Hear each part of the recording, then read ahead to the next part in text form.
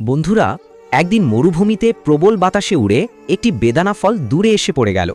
সেই রাতেই নেমে এলো বৃষ্টি। বৃষ্টিতে ভিজে বেদানার ভেতর থেকে জন্ম নিল ছোট্ট একটি চারাগাছ। চারাগাছটি বড় হতে লাগল, কিন্তু প্রচণ্ড রোদের তাপে গাছটি শুকিয়ে যাচ্ছিল। ঠিক তখনই একটি হনুমান এসে গাছটিকে পানি দিতে লাগল। ধীরে ধীরে গাছটি আবার সবুজ হলো, এমনকি ধরল অনেকগুলো বেদানাও। কিন্তু হঠাৎই একজন লোক এসে পুরো গাছটাই কেটে নিয়ে গেল। হনুমানটি বসে কাঁদতে লাগলো, কারণ বন্ধুরা, আপনারা কেউ ভিডিওটাতে লাইক দেন না।